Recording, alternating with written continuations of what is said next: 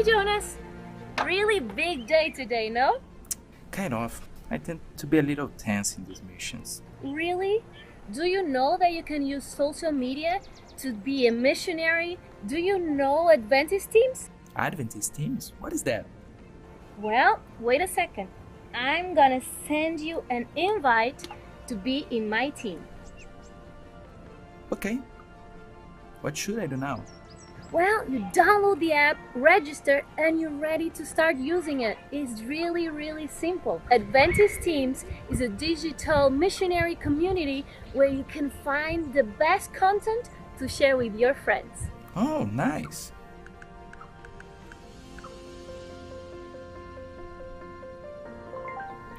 Look, my friend needs some hope. Where can I find something about that in the app? Right here on tags.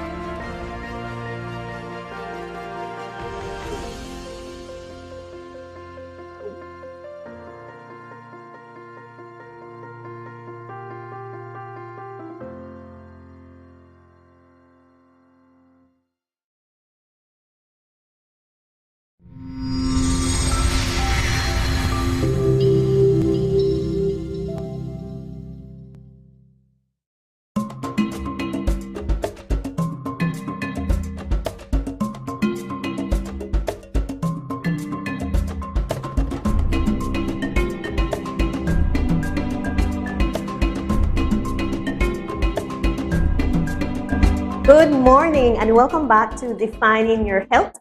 I'm your host, Tracy Lewis, and this morning we want to talk about the impact of domestic violence on children. I know we've spoken about domestic violence a number of times before, and we've had Miss Eleanor coming from the Women's Department. So it seems like we might have exhausted this topic, but we haven't. We have forgotten our children once more. So this morning we want to include them. And so as usual, we have a guest for you. I would like to introduce Ms. Krystal Humes this morning, and I'll have her share the capacity in which she's here to be interviewed and a little bit about her private practice. So, Ms. Krystal, how are you feeling this morning? I'm feeling well. Are you nervous? I hope you're not nervous. No, I'm not. You've been with us before. You don't have to be nervous. Yes, that's right. But something is different this time. This time you have your own private practice. Tell us a little bit about that. Yes, that's true. So as of February this year, I decided to branch out and establish my own private practice, assess, believe, psychological testing, and therapy services. So the name is a bit long, and so I just refer to it as Assess, Believe. Assess, Believe. Yes, that's right. Okay, so if you haven't heard before, Ms. Krystal has a private practice, Assess, Belize, and some of the services you offer, how is it different from what you used to do before? How is it the same? Have you added maybe some additional services? Right, so prior to establishing Assess, Belize, I only provided therapy services, so therapy services to adults, adolescents, and children as well, individual or group or family sessions. Now that I've branched out, I still provide therapy services, but I've added the service of psychological testing. Yes. Testing. And do you find that we have a lot of that happening in Belize, or is it in great demand, or is it in great need, but we haven't been able to meet that demand as yet? Well, I definitely think that there's a need. Before I branched out, I had quite a few requests to do assessments, and at the time I wasn't able to do it because with the assessments you need the reliable, valid test, the tools, right? And so they're very costly, and you need to go through a process to purchase them and then get them in country and be able to use them. And so there's definitely a need for assessment. I think that's important. I think we're getting to the place where we're recognizing the importance of therapy, but we need to get on board with the assessment part of it. So for those who aren't familiar, like what, as it relates to mental health, like what types of assessments are necessary? Like what's the purpose of assessments and what types of maybe issues require assessments? Right. So, well, with the assessment, the goal is to be able to get more information. The more information we have, the better able we are to treat whatever the presentation is. Correct. So, for adults, there's a psychodiagnostic assessments which assess for mental health conditions. So it assesses the symptom presentation, and then it's objective. So it's not just the practitioner saying, okay, well, yes, this looks like depression, you have depression. It's actually a valid, reliable assessment of your symptoms that then could be used. So now there are different areas that might require formal testing. Okay. You know, so That's if the it's psychodynamic one, right? the psychodiagnostic assessment. Psychodiagnostic assessment. Right, which Okay. diagnosis. Yes. Right. So that might be required for a number of more formal settings than just being able to say, well, yes, I have this diagnosis. If you have a formal diagnosis, then and it's supported by a valid, reliable test. Right. So I can't just go and say that, well, the reason I responded this way is because, Miss, I have bipolar, and then nobody was there to support that. No, nothing is wrong with you. You're just making excuses, but it supports and it adds to not only claims for treatment, but especially in cases where, you know, there's maybe an issue with the law or something like that as well. Definitely. So the victim impact assessments, like, for example, if someone is claiming if they were in an accident or they witnessed a violent crime, maybe witnessed a violent crime on the job, and you are seeking compensation, then the assessment could show that, yes, this incident impacted this person psychologically. Same as how you would go to the hospital and they'll say, okay, yeah, this you experienced harm or maim or whatever. So this the assessments are able to help determine how the incident or the experience impacted you.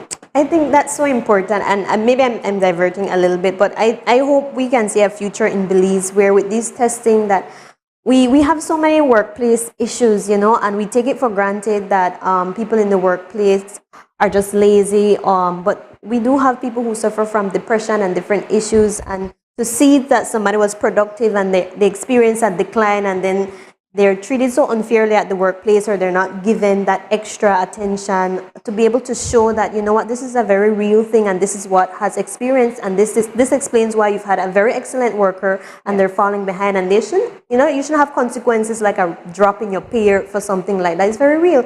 So I like the concept of the assessments and the testing. Sorry to interrupt you. I think you were finished with the different types of tests. No.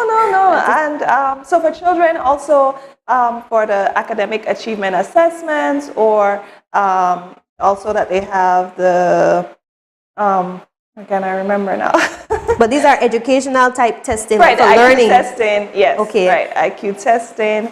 And then also to test for autism or ADHD.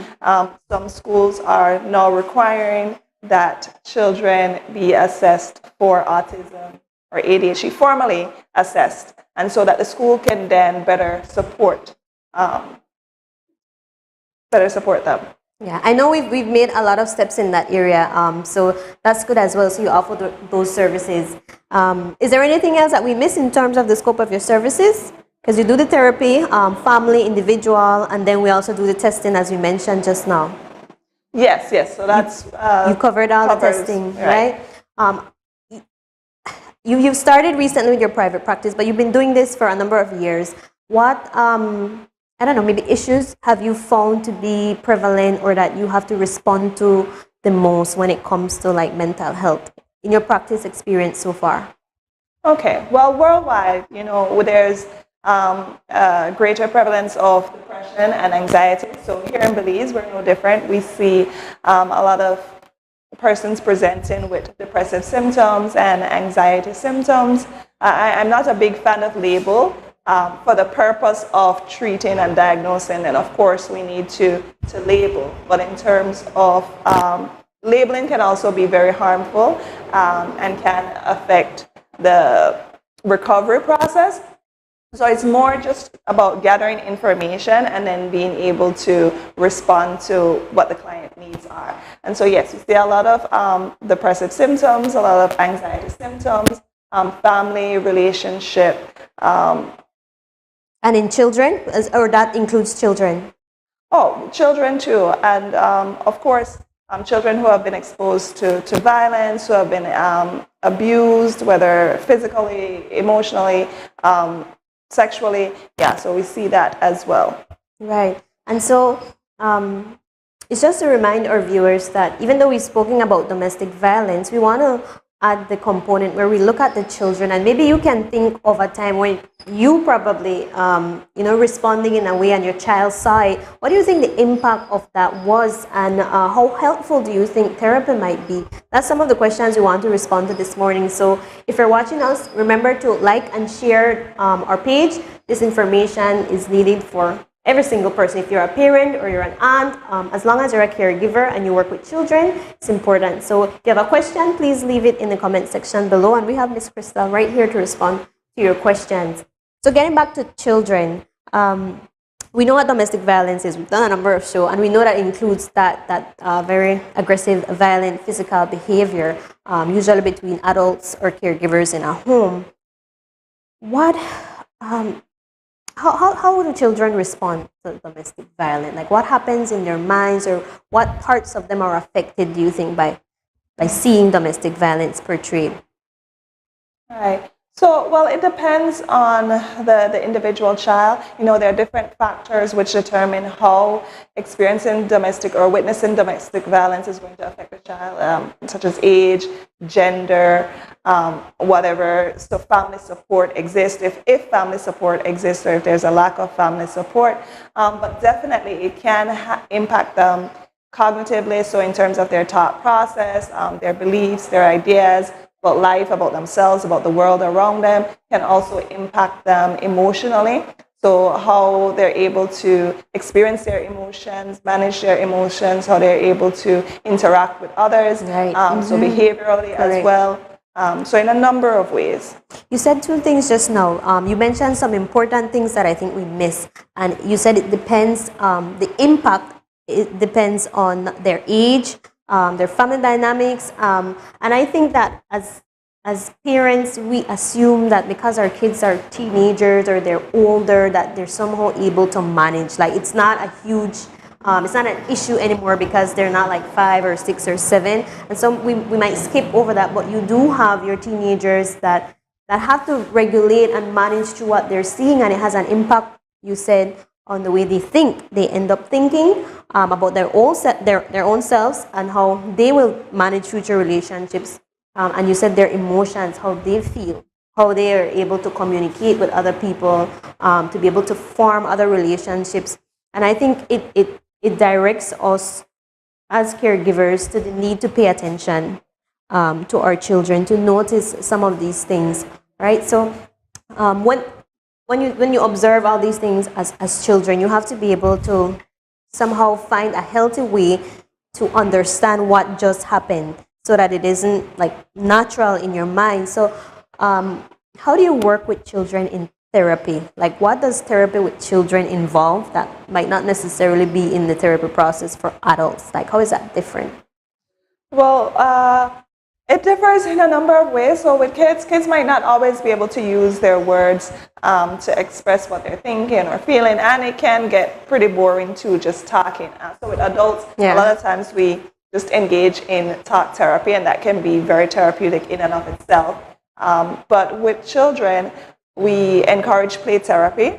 So play therapy provides a safe environment where they're able to engage in role play, use other means to express themselves, to make sense of the world around them, to communicate what they're thinking or feeling, writing therapy or music therapy, all of these other means of sharing and expressing their feelings are used during child therapy. Right. I'm smiling because you said there's a difference between talk therapy that adults usually like, and then you said play therapy.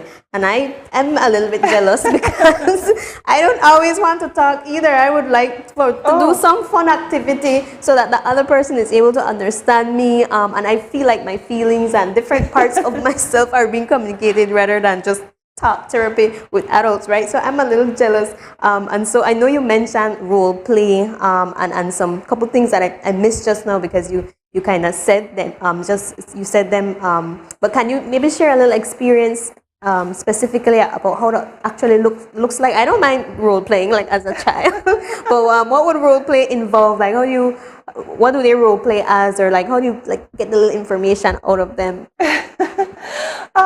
Well, a lot of times I allow children to direct the pace of the therapy or what activities they want to engage in. So, you try to feel them out, feel how what their mood is. Also, so initially, before we even get into therapy, the first couple of sessions is to establish rapport, to help them to feel safe, to help them to feel as though, this is an adult. And a lot of times, if you've experienced violence in a home or just had adverse experiences with adults, it can be hard to trust and to feel safe with another adult, or even to feel as though they understand or they're able to relate to what you're experiencing.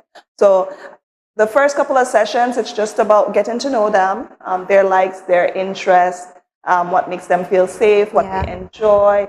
And then to build on that, I have a play area. So there are lots of different things in the play area. And they can go and choose. I'd invite them to choose, or if I have any new board games or any new activities or any new paint sets or whatever it is, to point it out to them. And then they get to choose what they would like to do, and direct the pace of the session for the most part.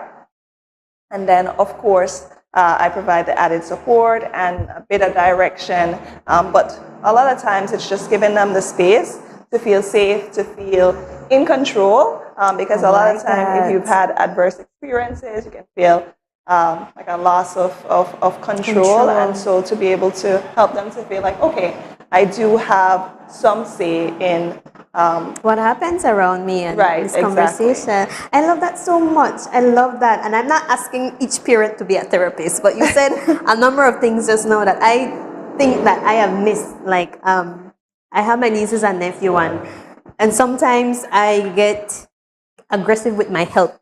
Like, just explain to me, because I can't read minds. And that's the way we talk to them sometimes. I know something is wrong, so just tell me what it is, but that's not how it works with children. You said some things just now. You said you have to first make them feel safe and let them direct and, give them not the illusion, but actual control, especially if they've witnessed violence, and they have that trauma. They feel helpless. They feel like they don't have control, especially the way, I think in our culture, we raise children to let them understand that you don't have control, and I don't think that's fair.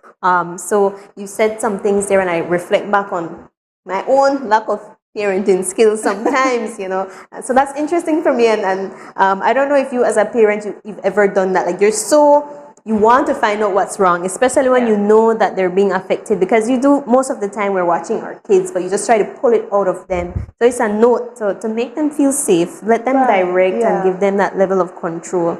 In addition, you don't always have to talk. I like talk. I'm trying to teach my nephew how to talk. I'm like, you have to learn how to communicate, and men don't know how to communicate, so you have to learn how, like I want him to learn how to communicate, but I also need to try a little bit of the play therapy. Just watch and observe and engage in an activity, and then they'll feel safe to share. You don't even have to coax and coax, right? Yeah, otherwise they might shut down. So it's so important to go at their pace, and to create a space where they feel like, okay, I have a voice and I can use that voice, and give them the opportunity to connect at the level that they feel comfortable connecting. And so I like open-ended questions, because of course there is a bit of talking that gets done during therapy. And so I always tell parents, like, open-ended questions are the way to go. So like when you were given the example, you were saying with with our own experience, you might notice that parents will say, well, why don't you play with this? Or why don't you go do that? Or why don't you? And, and that's directing them as opposed to asking, what do you want to do? Or what do you enjoy doing? Or what's your happy place? And then we go there. Or what makes you feel good? And then we do that. So give them a chance to, and for them to also reflect and think about it, because they might not know the answers, even us ourselves. Like sometimes if you ask an adult, like, where's your happy place? They don't know. So we have to pause and think, okay, do I have a happy place? So adults, do you have a happy place? Every time I do this, I feel like such a terrible person. Well, if it's health, if it's diet, or whatever it is, I just have a long way to go, because you're talking and I'm thinking about all the wrong things that I do, right? And when you said like ask open-ended questions, I remember being, did you do this? Yes or no? Tell me to. And I limit them, and I just want to, and these are exactly the type of things not to do, right? You said something else just now, and I was like, oops, I did it again. I have to go back and learn how to, try to understand children. I wanted to ask though, like in your experiences so far, therapy with children, like what has been maybe a rewarding experience or outcome that you could share with us? I mean, you don't have to be specific to the case, but maybe you were surprised at how well the child responded, or maybe, I don't know if you can share one of those experiences working with a child and you saw a difference, or you were able to share just from your experience. Okay, so that's a tough question. I work with so many children, and it's such a joy. It's such a pleasure. I've have adult clients who I've worked with the parents, and then I work with the children, and the parents would comment and say, it looks like you'd much rather be working with our son or our daughter than being here. And that's not true, because I love working with adults too. But example that I can think of. No, well, you mentioned that it's always a joy. Yeah, so, it's always a joy. Kids they're just full of life, and they have such great awareness. I think they don't have us as adults. We've already been socialized, and our behaviors have been impacted by so much. Not that children, they've been exposed to a lot too, but if you think about you yourself as an adult, as an individual, and when you don't want to do something, you're likely to go along with it because it's socially acceptable, or because it's the responsible thing to do, or because you have a commitment. But if you pay attention to kids before they get to that stage where they've been socialized to do what is acceptable, or what is appeasing, they'll say no, like, I don't want to do that, which is a thing that I find that adults, we struggle with so much. We struggle with being able to say no. And kids, they have very good ability. They're able to listen to themselves, like what feels good, what doesn't feel good, and they let be you able know to communicate that. And as adults, we sometimes stifle their ability to use their voice, to be able to advocate for themselves, to be able to say when something doesn't feel good, or when they're not interested in doing something. And so I think it's so important for us to listen to them. But in terms of a specific example, now I have one in mind. You remember? Yes, because I also do a lot of mindfulness with my younger clients and my adult clients as well. I'm a huge advocate for mindfulness. So it's just basically just being present, being aware of what's happening being in the still moment. Yes, being still. And there's a lot of research which supports the use of mindfulness to help alleviate symptoms of depression and anxiety and other mental health conditions. So I use mindfulness. I introduce mindfulness to my clients. And I remember one of my little clients, she said to me, when I grow up, I want to be a mindful adult like you. Wow. And I told her, but you're already mindful. And then she was like, yeah, I am. I take my deep breaths, and I pay attention to nature, and I do my bubble activity, because they blow the bubbles to breathe in and breathe out. So I'm like, yeah, you don't have to wait to be an adult to be mindful. and that was a very encouraging experience, because when she was able to recognize, like, yeah, I'm already there. I don't have to wait to get there. I can be intentional about taking care of myself right now. Some really good stuff there. I just laugh. Look at you being a role model. All right, and parents, you can be a role model to your children too.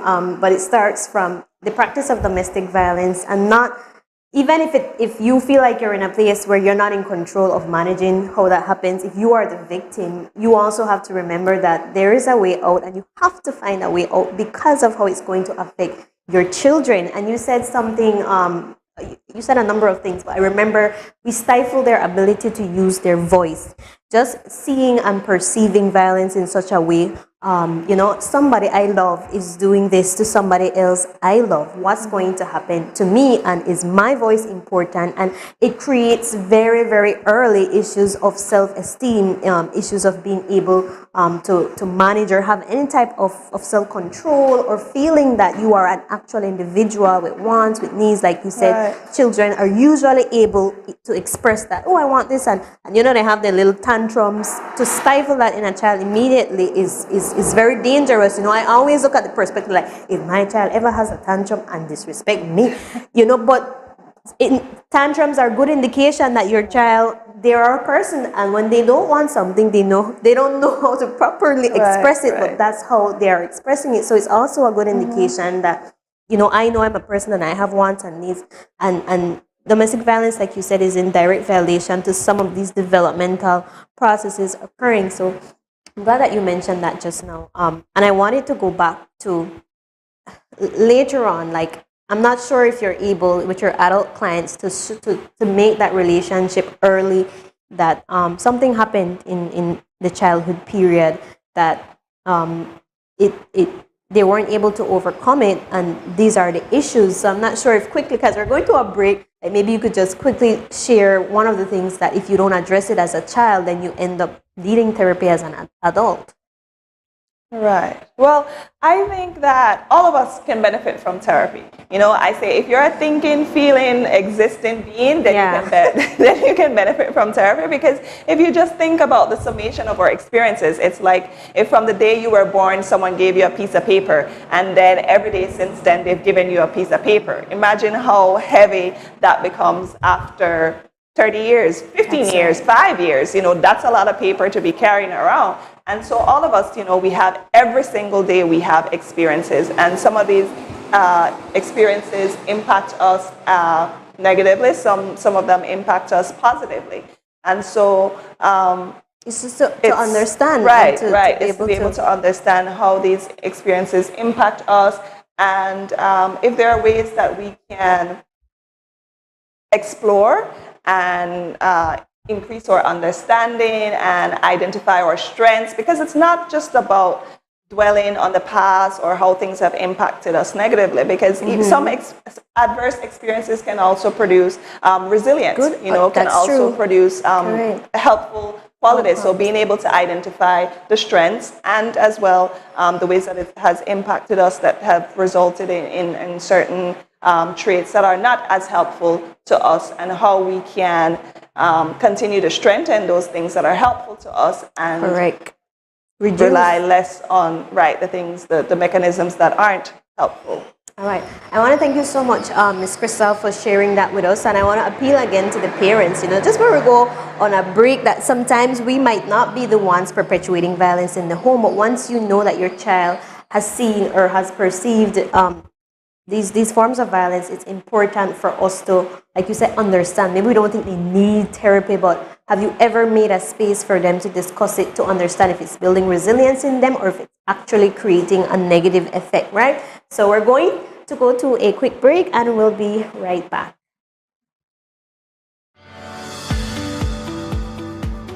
Hi, I'm Pastor Elijah Davis. I'm Pastor Denny McCullough. We are the hosts of your Bible study series, Words of Wisdom. In 2 Timothy 3:16, God reminds us that all scripture is given by inspiration of God and is profitable for doctrine, for reproof, for correction, and for instruction in righteousness. Words of Wisdom is a specially designed program brought to you by ATN in an effort to share the Advent message to our friends and faithful viewers who are yearning to build a growing and saving relationship with Jesus Christ. If you want to learn more about our rich Adventist heritage, basic fundamental beliefs, counsel on courtship and marriage, or simply a deeper study of God's written word, then join us Wednesday mornings at 10 a.m. on our Facebook and YouTube pages, as well as Channel 98 on Central TV. Join in and be a part of this special Bible studies effort by praying that God continues to lead and bless this ministry, by becoming a faithful viewer and inviting your friends and family to like and share our programs, by your kind donations and of course your generous financial contributions. Contact us at 416139351 or send us an email at atn@cbm.belizeunion.org. We are located at 10 3/4 miles Philip Golson Highway. Thank you for being a part of the ATN ministry. It is our prayer that you will keep the book of the law always on your lips. meditate on it day and night, that thou mayest observe to do according to that which is written therein. Then thou shalt make thy way prosperous and have good success. Pathfinders from all over the globe, are you ready for World Pathfinder Day 2022? Every day, we should be Pathfinders who want to make a difference and share Jesus' love with others. This year, we are challenging you, Pathfinder, to change the world. You must be fearless, you must be committed, and above all, you must trust in God. He is the one who has called you to go and share the beauty of the gospel, to go and change lives with His love. We know that you can change the world. You are Pathfinder Strong. See you all September 17th, 2022 for World Pathfinder Day.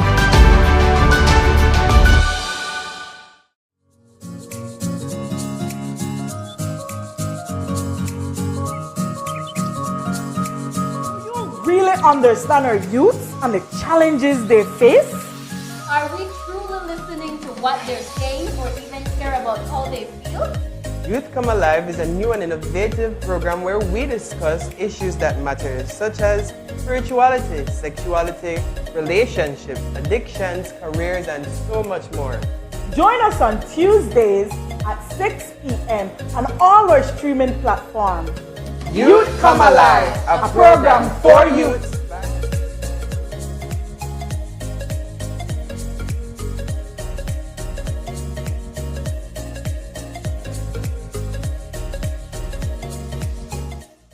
You might be asking, who are Seventh-day Adventists? Commonly known as Adventists, we are a Christian movement established in 1863. We have 28 fundamental beliefs and more than 20 million members.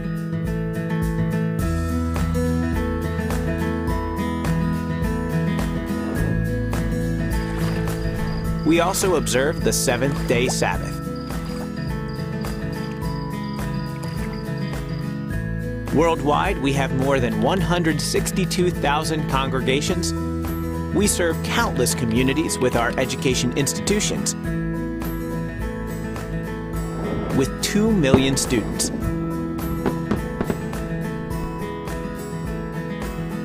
And 198 hospitals around the world. And it's all because we love Jesus.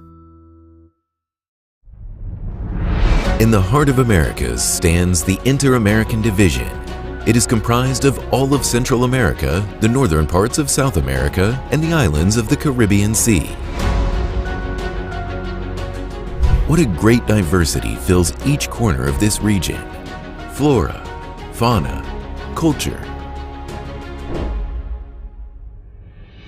The strength of our church in this territory is its 3,681,066 members filled with faith, hope, and courage. Our doors are always open. Meeting in 23,319 churches and congregations, large, small, outdoors, or online. It's amazing to know that God is present in each one of them. The Inter-American Division is comprised of 24 unions, divided into 156 local conferences. We spread the message through various means, including the 35 hospitals and clinics across the territory. In its 14 universities, many young people are trained daily to serve God in different professional fields. One theological seminar prepares pastors to serve the church membership and preach the gospel across Inter-America. This is a territory with millions of school-aged children. 790 primary and secondary schools deliver Adventist Christian education to 145,596 students through the dedicated labor of 9,879 teachers committed to serving God and humanity. 9 centers of influence work with creative ideas of evangelism to target various people groups.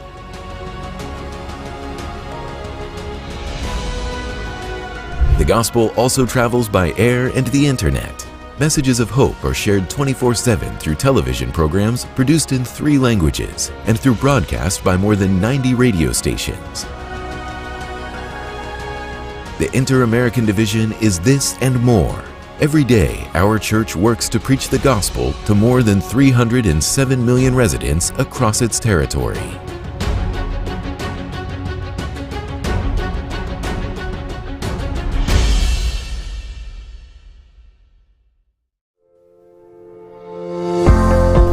Hi, I'm Pastor Emiliano Viamel. And I'm Elder Shane Neal. And we're the hosts of Hour of Power. We are ready to pray for you and with you. Prayer is the key that unlocks heaven's door. In Philippians 4, 6, and 7, God cautions us not to be anxious about anything. Instead, in every situation, by prayer and petition, with thanksgiving, present your requests to God. And the peace of God, which transcends all understanding, will guard your hearts and your minds in Christ Jesus. Join us every Thursday night at 6 p.m. on our Facebook and YouTube pages, as well as Channel 98 on Central Cable TV, to experience this peace that passeth all understanding. You can join our global prayer family by praying that God continues to lead and bless this ministry. By becoming a faithful viewer and inviting your friends and family to like and share our programs. With your kind donations as well as your generous financial contributions. Contact us at 501-613-9351. Or send us an email at atn@cbm.belizeunion.org. We are located at 10 3/4 miles Northern Highway at the Tubal Trade and Vocational Institute. Thank you for being a part of the ATN ministry. And we pray God's richest blessings upon you and your family.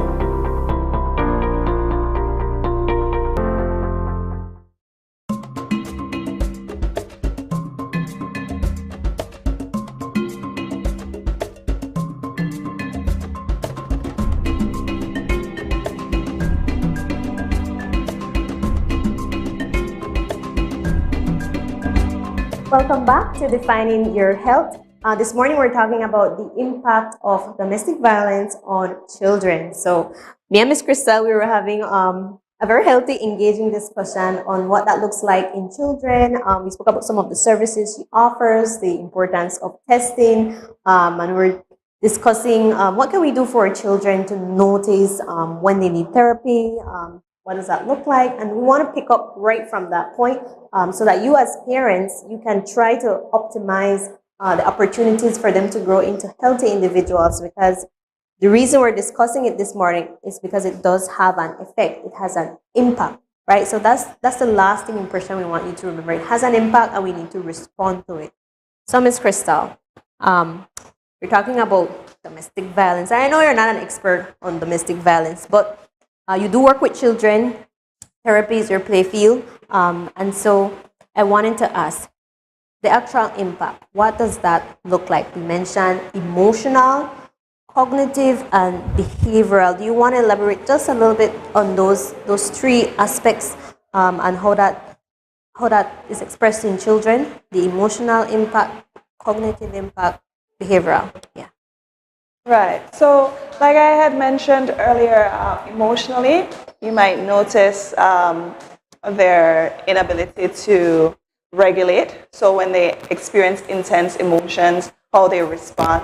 They might not be able to respond, and instead they might end up reacting. So you might notice increased aggression, increased outbursts, just a number of behaviors that deviate from what you know to be the behavior that your child normally displays. So anything that deviates from the norm can be concerning cognitively, in terms of how they think about themselves, how they think about the world. So if they say things like, I hate myself, or I hate you, or I hate life, might also see cognitive impact in terms of their school performance.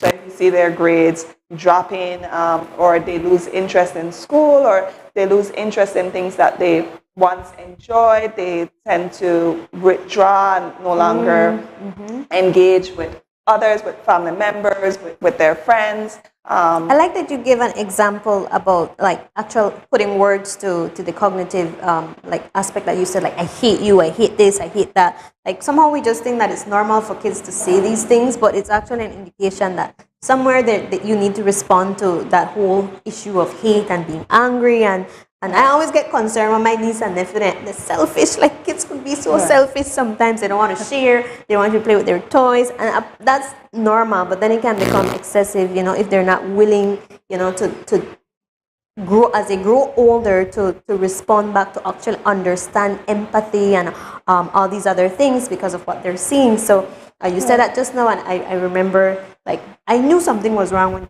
kids keep talking like, I hate this and hate that. No, absolutely. And you made a very important point about empathy. So the ability to be able to, empathize with others, to be able to share and express empathy to others. That's a big one. But we teach children these things. So it's important that we have the ability as well, because they're looking to us. They're looking to us for example and how to manage their emotions, how to deal with situations, how to communicate, how to just develop overall. And so it's that's a very important point, with the ability to be able to empathize. I think with kids and all of us as human beings, we have basic needs. It goes back to our basic needs, and as parents, as caregivers, or the ones who are supposed to create the safe environment for children, it's important to think about those. I like to break it down into the basic needs, because it's simpler for me. If you think about what are some of the basic things that you need to be okay, and are you providing that for your child? Is that present in the home? So of course we know, and culturally, socially, you say, well, I give you food and I give you a roof over your head, so you have everything that you need. Yes, those are basic needs, but those aren't the only basic, right? Those aren't the only basic needs that we have. We need to feel safe. We need to feel secure. We need an emotional safe space, not just a physical safe space. We need love, and love in words and love in actions as well. And thought, just considering the other person, so expressing love and giving the other person giving the child a chance to talk and to share. That's a way to express love as well. Like, not just telling them, well, be quiet, or you don't have a say. That's like your opinion is important to me, and that helps us to feel good as adults when someone is willing to listen to us and hear us out. So love, attention, affection, these are basic human needs that we all have, and so it's very important that we're able to provide children with these basic needs so that they can continue to grow and develop. Yeah. I'm smiling because when I think about children, I think about these complex little gremlins. I call my nieces and nephews gremlins. But I tend to think of them as these very complex social creatures. But in truth, like you said, they are complex to a certain extent, but they have basic needs and they're rather simple. You said that they learn from us, and they learn from modeling the behaviors that we show. And you said empathy is one of the things that we teach them. But how do we teach them? Not by telling them, oh, you have to share your biscuit, or you have to do this. That's not how you teach empathy. Empathy is taught by being shown, being experienced, being the product of somebody's empathy. And so the lack of empathy in the home, again, in addition to viewing violence, is not helpful for children to develop in this way. So it again points to how important it is as parents to provide, like you said, that safe space for them.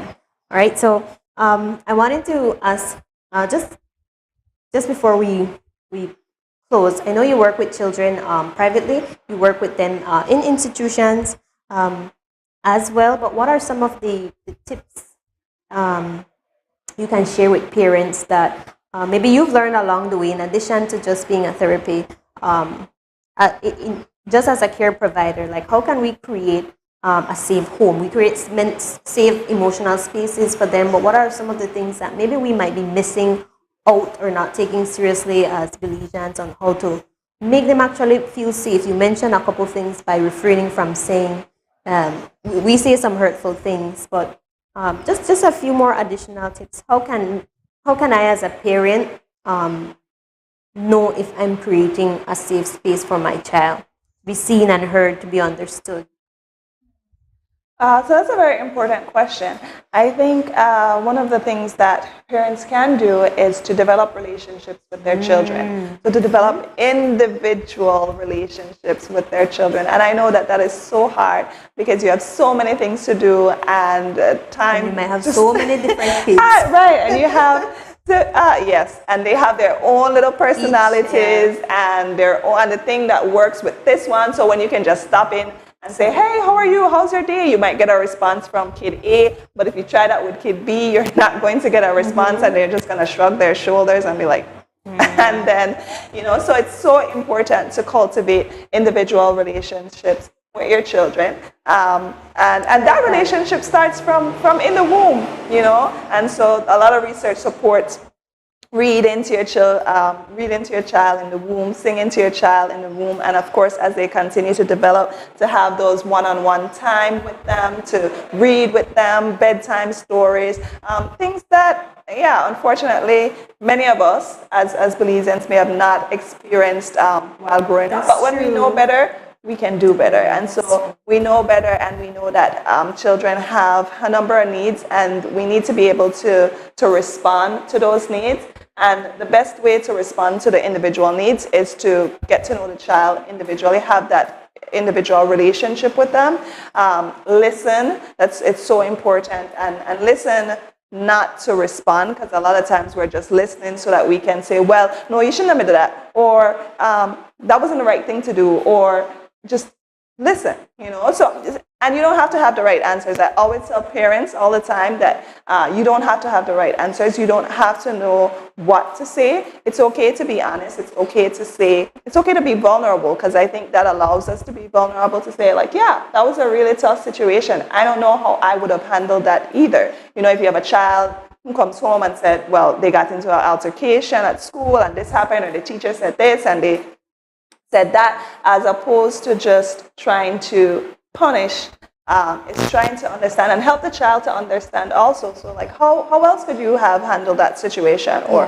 what else could you have done in that situation? So to give them an opportunity, like I said, to reflect, to think about it for themselves, to come up with answers for themselves. And then, of course, you provide the support, you provide the guidance. But to do that, you have to create a relationship with them, let them know, again, love in words, love in actions, absolutely, because I think we're very good as Belizeans, as well, I'm not a parent, but our Belizean parents are so good at loving in action. They'll do everything for you, right? They'll sew on your buttons, they'll cook your food, they'll wash your clothes, they'll do all these things, love in action.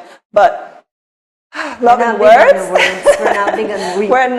We're not big on words. I don't know, like, how that happens in other families. Like, if I love you is a I don't think so. Like, you just tell your, like, I don't know, did you hear? I know my mom loved me, but it wasn't like every day. No. Like, I love you, Tracy, or like, it's like, I love you. They have to hear it every day. And there are lots of ways to say I love you. I'm proud of you. Great job.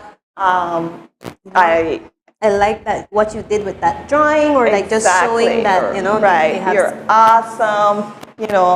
There's so many ways to say I love you, and I think that's so important. Write it down too, send the text, send a message, say I love you. I know we post a lot, so yes, you post your kids and you can say that you love them, but they need to hear it. They need to that, again, one-on-one interaction to be able to say to them, well, yes, I love you, I'm proud of you, I'm so glad you're a part of my life, I'm always here for you, I might not always understand, I might not always have the answers, but I'm always here for you, I'm cheering you on.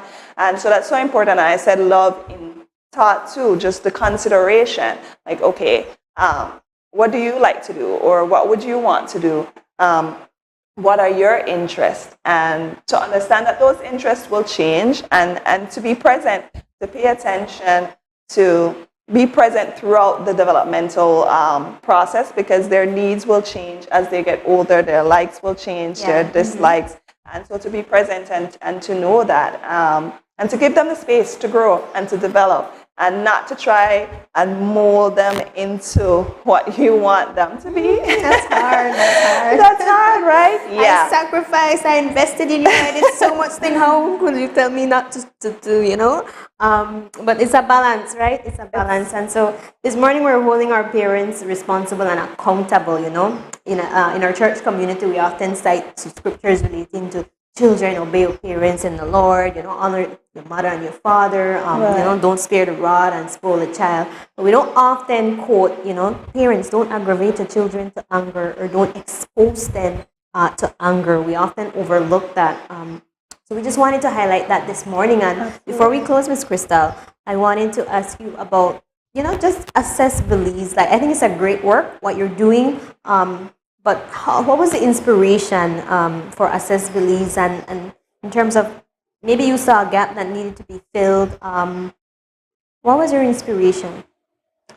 Yeah, so Assess Belize, I like to say that it was born out of the desire to make services accessible and affordable to, I feel like ideally in an ideal world, I would like to be able to ensure everyone has access to mental health services, that it's free, but we don't live in an ideal world, right? Yeah. And so it's trying to create another... These opportunities. Right, create a space where individuals can access services.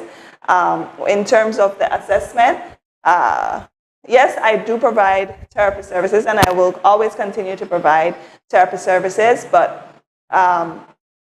the focus, I guess, as with the name, with the Assess Belize, is on the assessment component, because I think that it's so important, again, not to just dish out blanket diagnosis, but to try to really understand the symptoms, because if we're going to treat, then we need to be able to understand the symptoms, what the presentation is, and respond to those symptoms. And so, yeah, it's just to ensure that individuals have access to services that would allow them to access the treatment that they need, and for the purpose of referral too, that, okay, so if you need to seek services outside of Belize, or, you know, they have something on paper that says, okay, well, I did this assessment, and just as you continue to develop too, because, for instance, children who are assessed for autism, and at different, it's important that they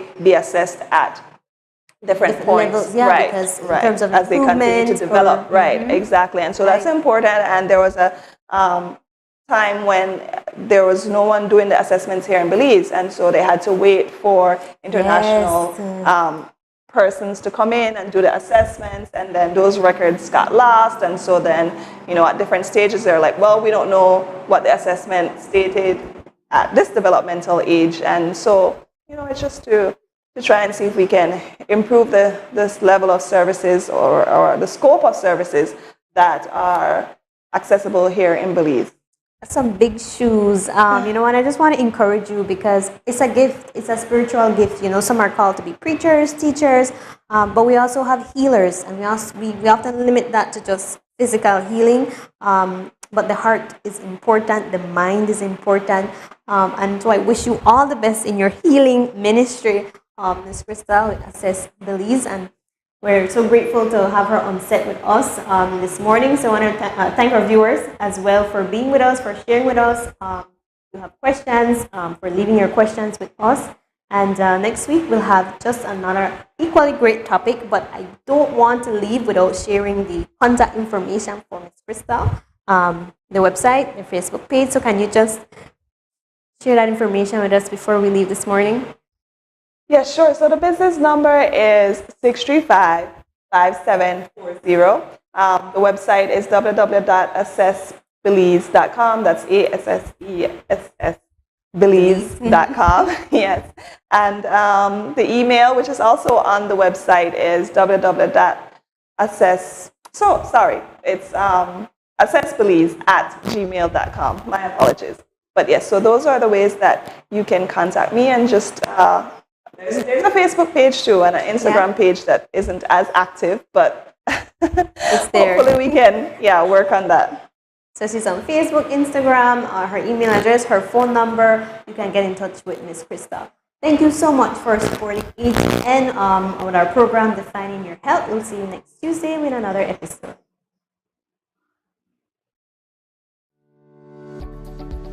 As a non-profit organization, the Adventist Television Network solely relies on your financial support. By partnering with us through a monthly donation, you will help us to continue to fulfill the mission in taking the gospel into all the world. For more information, please call 613-9351 or email us at atnfin@cbm.belizeunion.org. Thank you for your prayers and support of the ATN ministry, and together we may hasten the soon coming of our Lord Jesus Christ.